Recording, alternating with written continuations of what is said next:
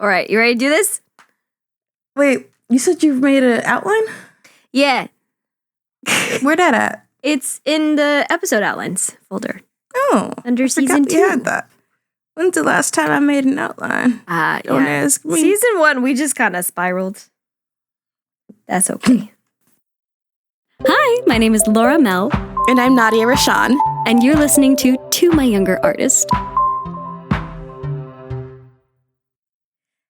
Hello, and welcome back to My Younger Artist. I'm Nadia Rashan. And I'm Laura Renee Mehl. And we're so glad you're here. This is season 2, episode 5. Mm-hmm. Wow. Look at us. We're doing this again. We're doing this again. We're just going to keep going. Cool. Yup.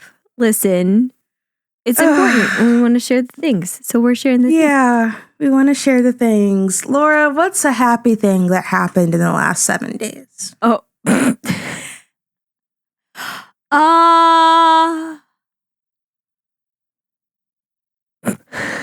Oh, she had to think so hard. Well, it's been a rough week. That's why I asked you to find a happy thing. I got to spend time with my family. Oh, wait, no, I should talk about this. This is really sweet. So for those of you who don't know, my grandmother passed away this past week. She was 89. And I was very close to her.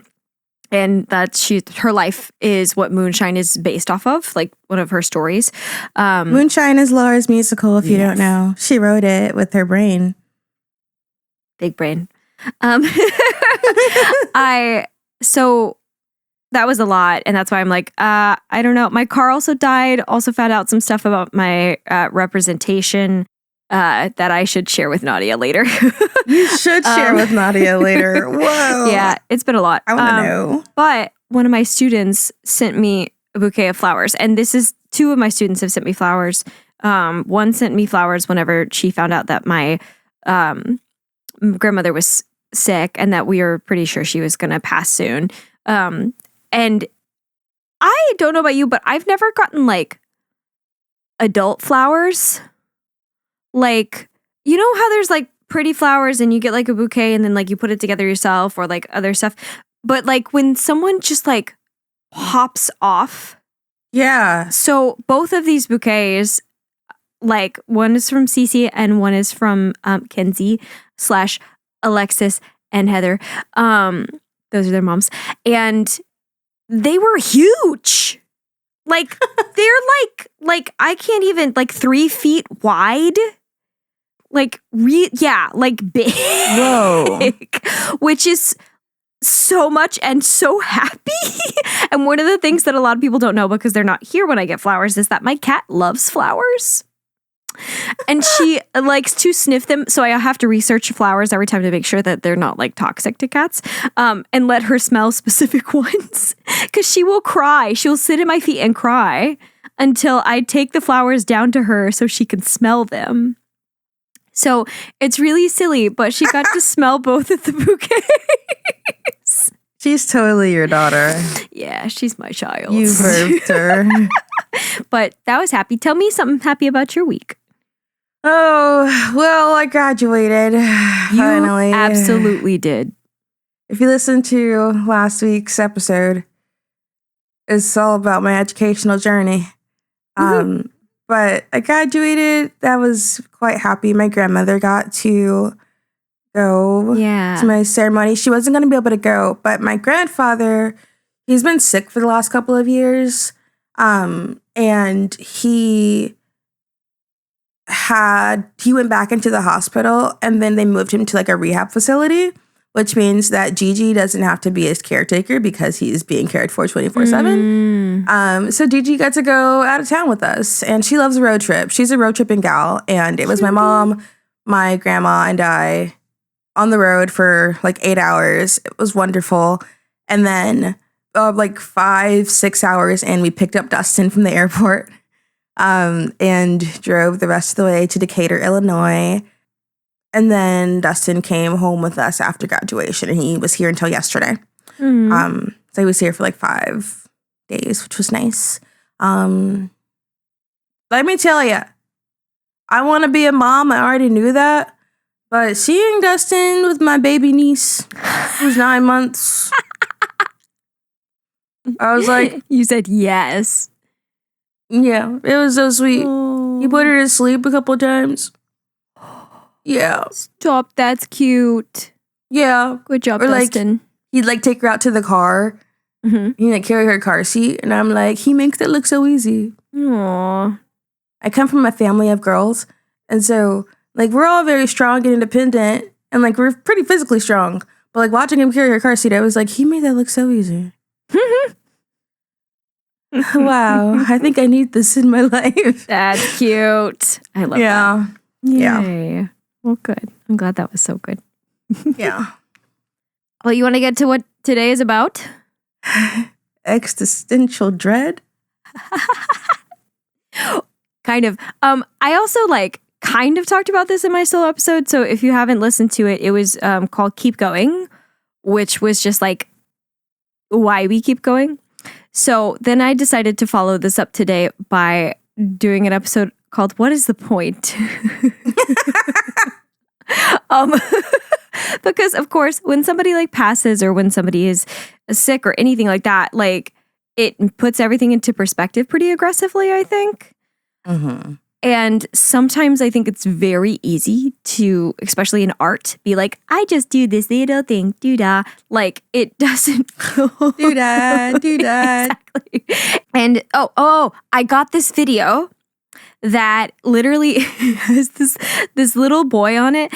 And it says, when you're an artist and you're trying to, or a musician, and you're trying to explain what you do, like that you're busy. And he was like, yeah, I gotta go around. I gotta pick stuff up. I gotta pick other stuff up and do things with it.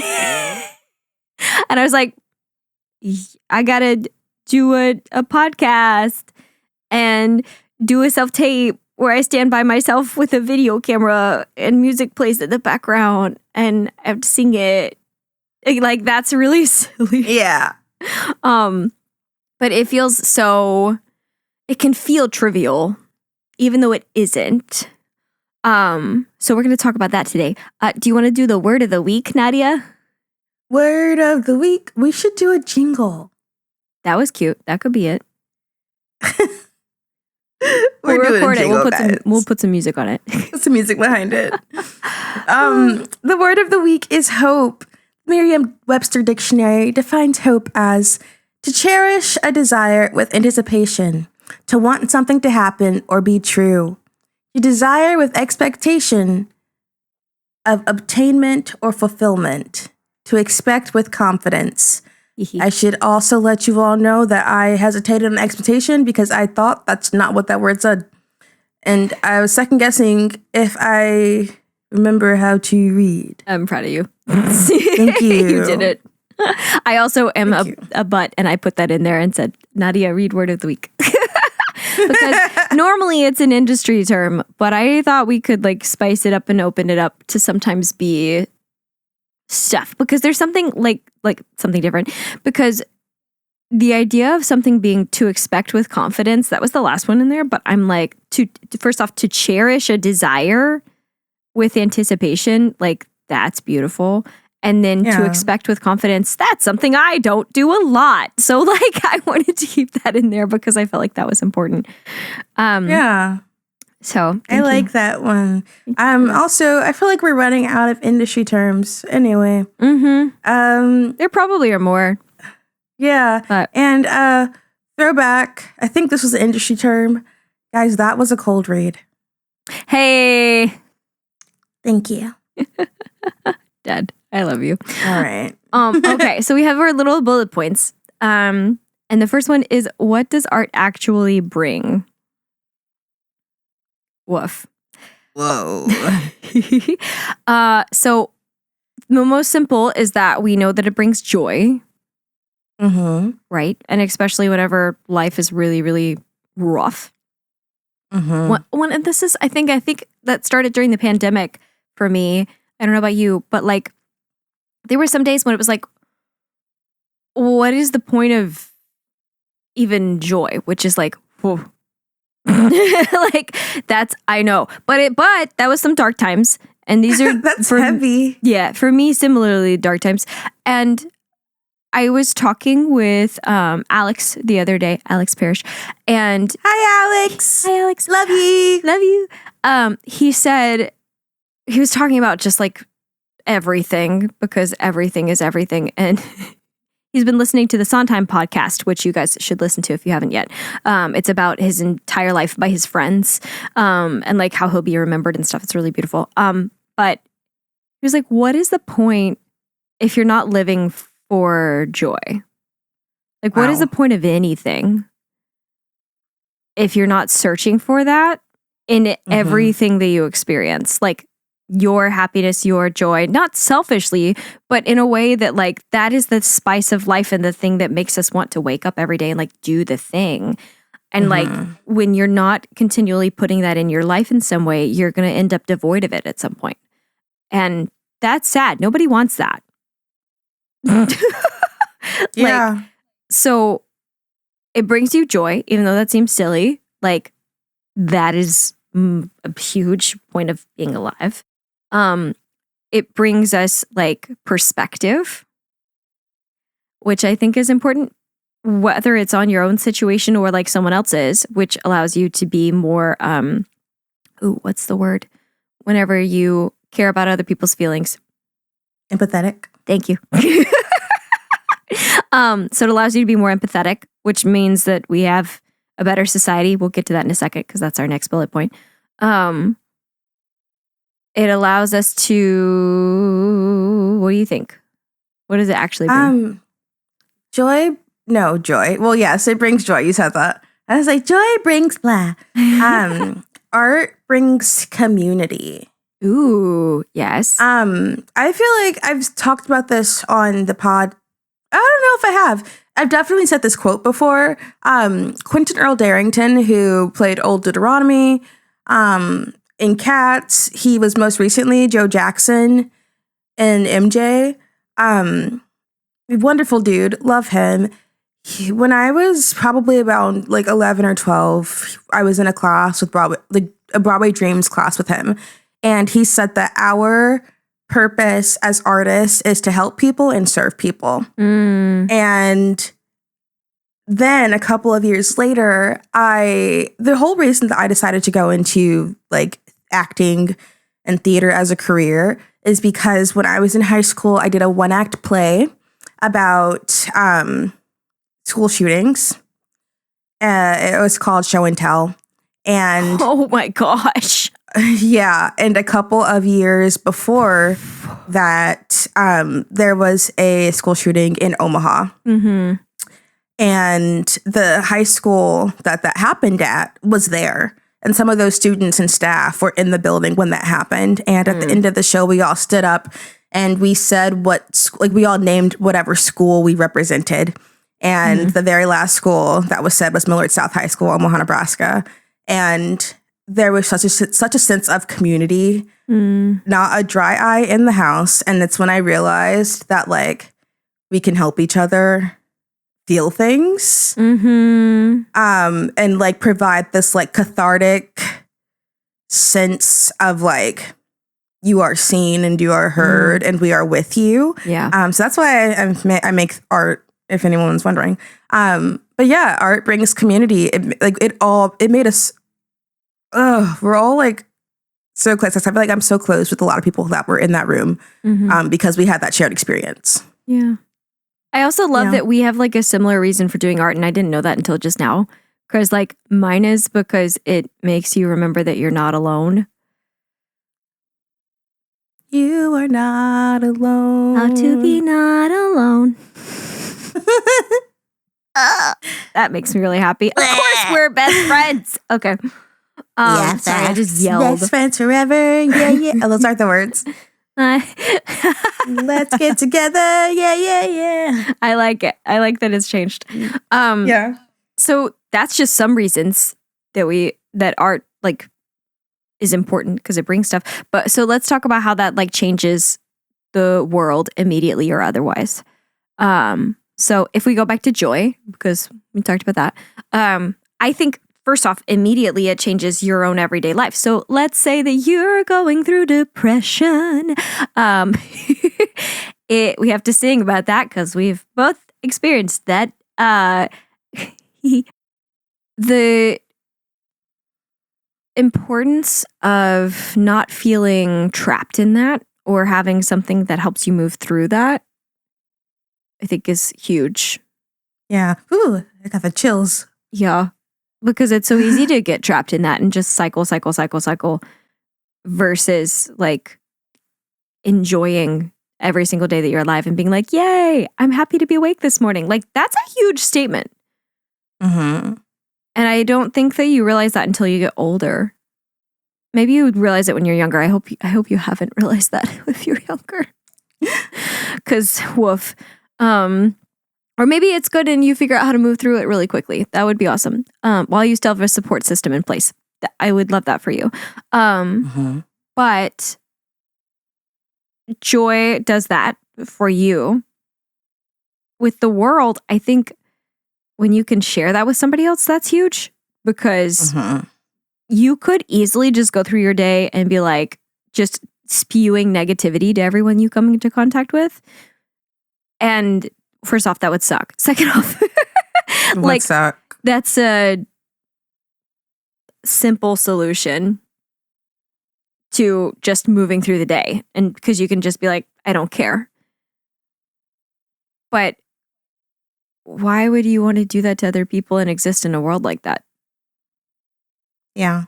Yeah. Okay, so that's joy. What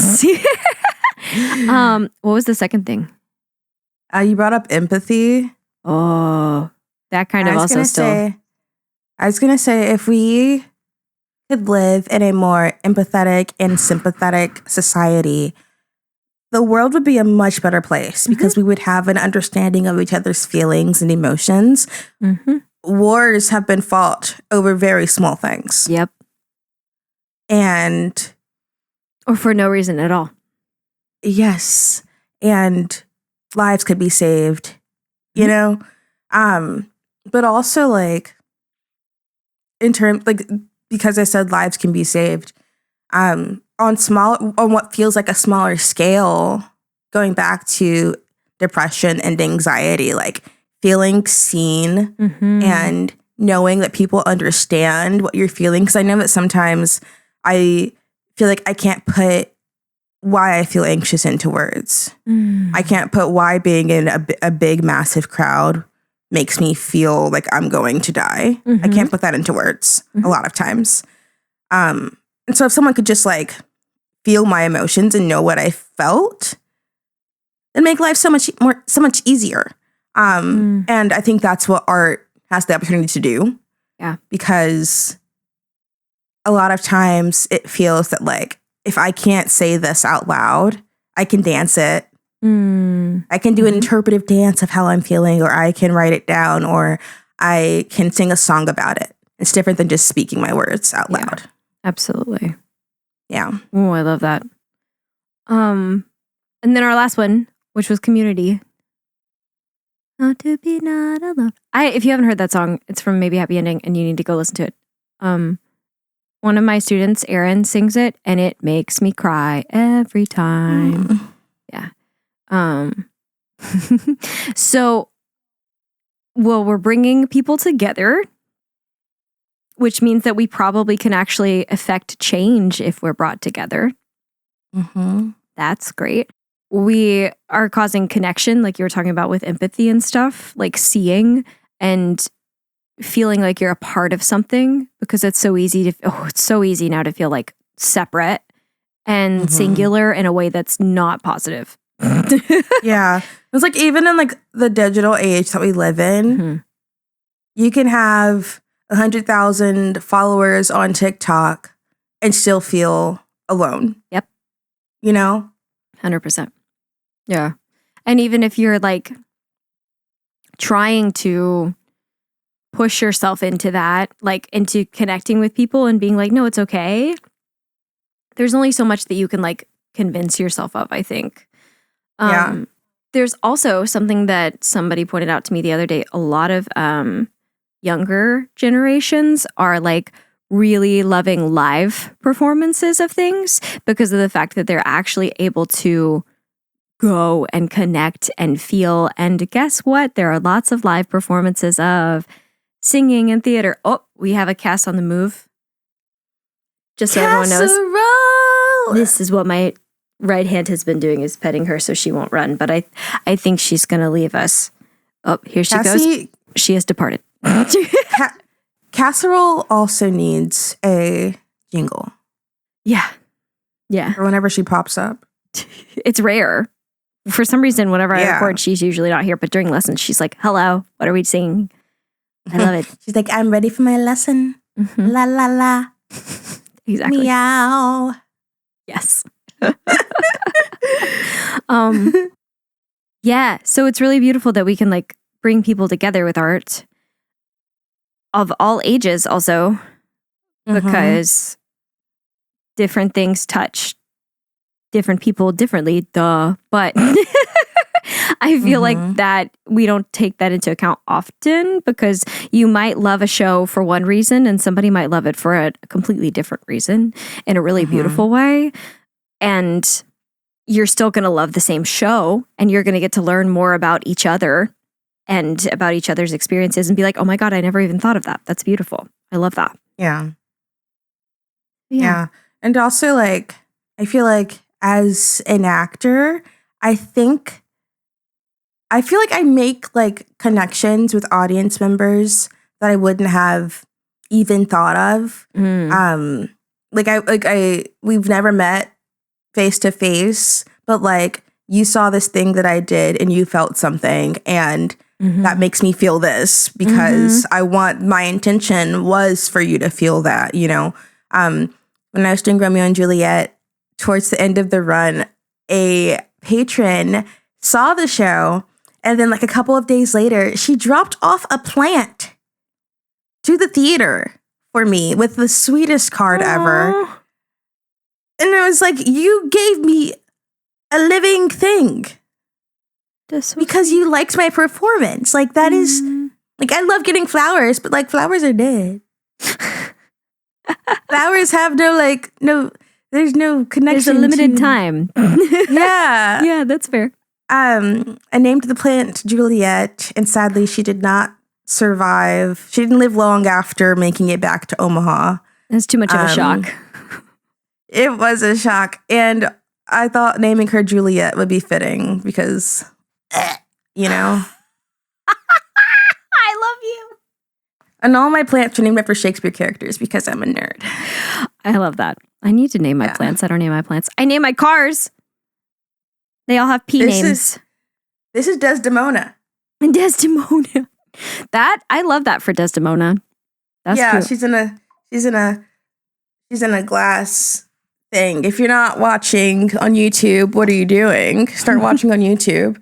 And you might see some of my plant friends. Like Desdemona. Plants give us joy. Just like art. Yep. Yes. Plants are art. Find the joy. Okay, so I have a fun little homework assignment. We could keep going about this forever, but then Dustin would be very upset with us and this would be super duper long. Okay, so homework. Make a journal of the things that have brought you joy recently that are related to or connected to art. Why was it important to you? How has it changed your energy or the way that you move in the world? And how would you like to represent that in your own art? Good stuff.